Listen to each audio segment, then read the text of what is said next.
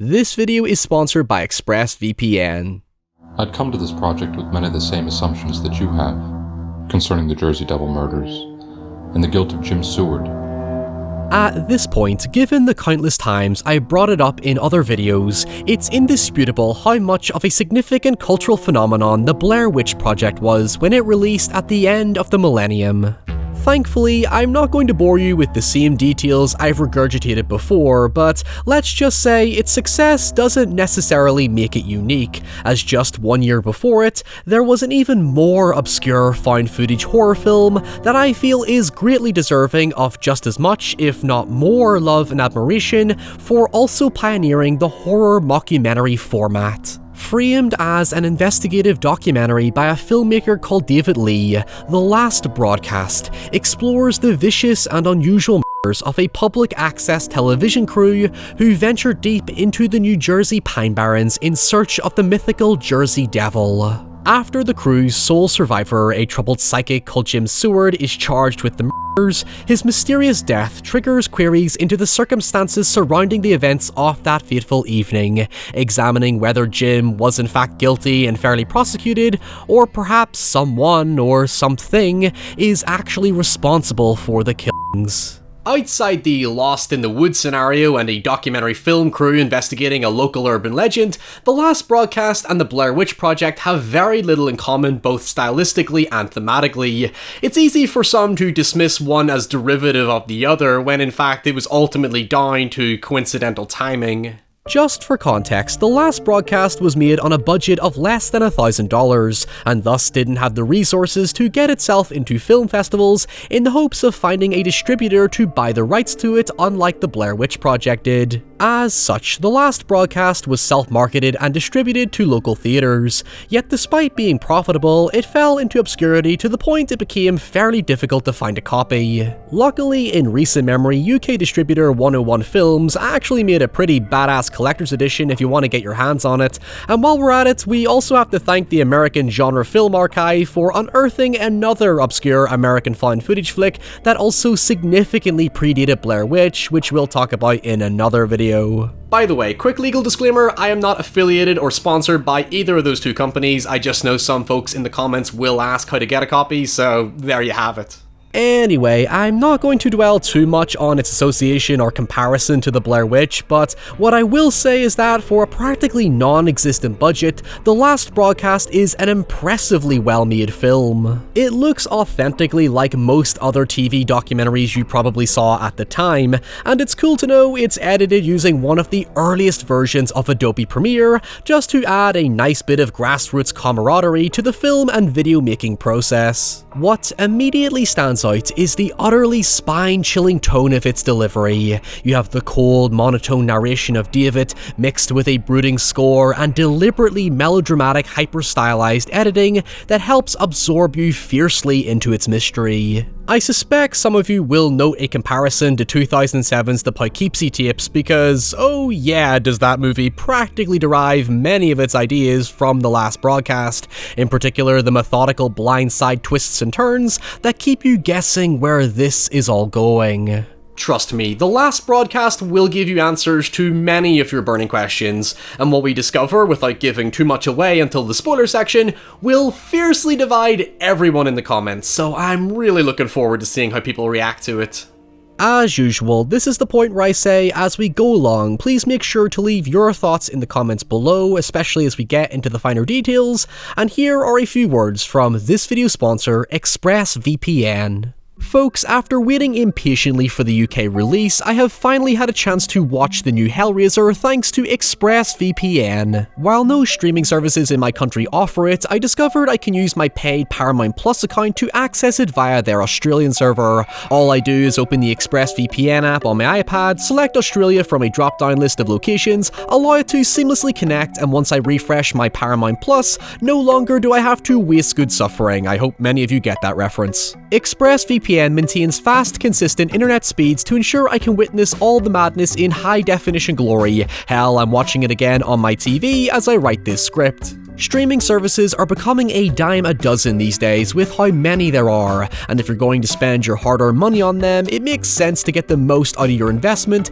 instead of constantly switching between services to find the quality content you want to watch. For example, I know many of you love Barbarian, but if you're like me and you don't have HBO Max in your country or just don't have the time to run out to the movie theater, you can actually use ExpressVPN to switch to Disney Plus France and watch that sucker right now. ExpressVPN gives you the convenience and affordability to experience the movies and shows that help you to relax after a stressful day, and without it, it's like me trying to finish off last month's Halloween candy, but I'm only allowed to eat those tasteless green things, like just let me eat it all. With many positive reviews to give you that extra reassurance as well as a 30-day money-back guarantee, find out how you can get 3 months free by visiting expressvpn.com/Ryan.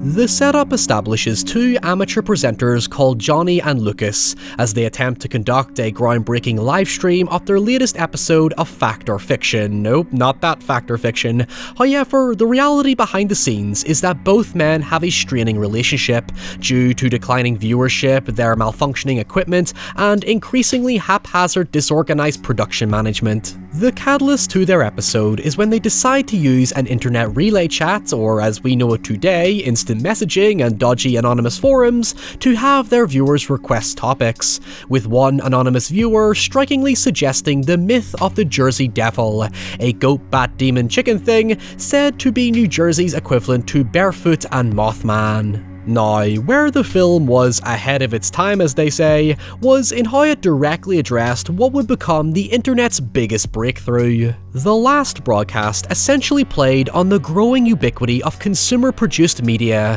such as the MTV Tom Green-style public access era that harnessed the power of internet communication. In retrospect, today the film has this nostalgic factor of no-budget video making and late-night trash television, where those hokey, beyond-belief style paranormal shows were surprisingly common. I'm not saying it borders on contemporary satire like Grave Encounters, given it really was just a pitch-perfect imitation of television documentaries and reality shows existing at the time, but as we dive deeper into the media and prosecution's portrayal of Jim as this malicious, cunning killer, you'll realize how closely the film resembles current Netflix true crime documentaries. Thematically speaking, the film's mockumentary format is an indictment of how the public are manipulated to perceive tragic, horrific real-world events due to the inherently sensationalist and agenda-driven portraits certain groups want to convey. The two main overarching factors to this are how the prosecution handled the footage of the events to make Jim seem guilty, and just simply the presentation of the documentary itself, which sees David's ego and own personal perceptions manifest into the story. Hell, if it doesn't seem that way at first, the film makes sure to clearly present that to the viewer by the end. This has become more than a search for the truth behind the fact or fiction murders. It has become an indictment of truth, and how it is viewed through the lens of the media. In the case of the prosecution bias, David interviews the ethically conflicted editor who was hired by the prosecution during Jim's trial to take the dozens of hours of available footage and misrepresent Jim's behaviour. It takes extracts such as Jim acting aggressive or unusual and completely removes the context that would otherwise explain the circumstances, such as the presenters provoking Jim into anger by mocking his supposed psychic abilities, and even just Jim's general mental health issues. Hell, some of the interviews even attempt to give uneducated psychoanalysis of Jim's personality and behavior when there's really nothing there. It calls attention to the dozens of YouTube videos you see today of everyone trying to break down behavior when, a lot of the time, it's simply people looking for information to fit a preconceived narrative. So, with all the nitty-gritty commentary out of the way, from here on out, I'm going to start getting into the specifics of the murders and the twists and turns that occur throughout. The actual murders for the brief glimpses we get are genuinely fucking gruesome. It looks more like they were attacked by a wild animal, insinuating that maybe there is an actual Jersey Devil out there. The police believe that the reason for the wild and disorganized wounds is because Jim was apparently wielding a weapon in each hand, with the evidence linking Jim to the murders being the very light splatters of blood on his clothes, as no murder weapons were recovered. But given the horrific nature of the murders, if you're going to use the blood splatter as the reason to convict Jim, surely he would have had a hell of a lot more blood on him. As such, the film constantly makes you question the suspicions of whether Jim is guilty or an animal did attack the group, or if Jim was even framed, especially given Johnny's body was never recovered either, although doubt is further seeded when the amount of blood loss linked to Johnny suggests there's no way he could have conducted the murders. The investigation moves at a really brisk pace, so you don't get much time to digest everything. Like the structure of most true crime documentaries, it goes back and forth on specific anomalies and talking points, from conflicting behavior to the timeline of events to DNA evidence that seems circumstantially placed. Given the relatively short runtime, it does come at the expense of brushing over some of the more intriguing details, yet as it stands, it's such a straightforward concept that it doesn't really require the nitty-gritty to keep you guessing. Now, here's the thing, most of what I've talked about up to this point has occurred in the first half of the film, as once Jim is sentenced following an unfair and morally corrupt trial, David reveals that he has received a box of missing tapes that further show what has transpired on that fateful evening. Spoilers going forward, so brace yourself. I will say this reveal is quite contrived, as it merely exists as a deus ex machina of sorts to get us further to a truth that's being withheld. David takes the tapes to a data reconstruction expert called Shelley, who believes that the damaged footage can provide actual video evidence of the killer. At this point, it does loosely reintroduce the Jersey Devil as a possible outcome, given the new timeline established by the tapes shows Jim was nowhere in the area when the murders took place. We then get a Lake Mongo moment when Shelley discovers that the murders were actually filmed, and she attempts to reconstruct the image of the actual killer. During this, David goes to the Pine Barrens in an attempt to trace the steps of the night's events, only to return to Shelley, who finally reveals who or what the killer is. This is it, no turning back. If you want to see this reveal in all its glory for yourself, turn away now, but for everyone else, I hope you're still bracing. The killer is f***ing David? Yep, that's right. The documentary we've been watching this entire time was created by the killer. Why? That's a very good question. It's probably one of the most jarring plot twists I've ever experienced, because on the one hand, it's genuinely a shocker, but on the other, you have to go through some mighty hoops to make sense of it. When the reveal occurs, we switch to a cinematic third-person perspective as David gruelingly suffocates Shelley in a harrowingly prolonged scene, and then continues to make the documentary as if nothing happened. From this, you can piece together David's involvement by reflecting on certain information conveyed throughout the story, such as the anonymous suggestion in the IRC forum, the circumstances of the DNA evidence suggesting Jim was framed, and of course the origins of how David obtained the missing tapes to begin with. The major question that's left unanswered, apart from how Jim died in prison, is why? Why go through with making a documentary on your killings? Why target these specific victims?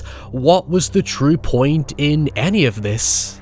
If I was to theorize, I think it's meant to tie everything back to the themes of media sensationalism, the misinformation of context, and as the prosecutor's editor states, what the filmmaker perceives as the truth. In my eyes, David's documentary is a pure vanity project to relive his crimes and relish in the presence of all those involved. I like the idea that he could just be some obsessive fan or trying to fabricate a completely false documentary to generate his own success, assuming he comes up with a better conclusion. But there's a line that David says that stuck with me. The Jersey Devil serves as a symbol of the digital age. anyone can create their own truth, no matter how extraordinary or unfounded it is. When you consider everything the last broadcast covers and reflect upon it in today's hyper-obsessive age of instantaneous news and opinion, it does paint a picture of the truth not only being stranger than fiction, but also how just a little bit of editing and sensationalism can make anything seem real. And that concludes the last broadcast. Thank you so much for watching. If you enjoyed the video, please leave your thoughts in the comments below on what I should cover next. And until next time, stay safe, stay away from the Pine Barrens, and I'll see you all very soon. Bye.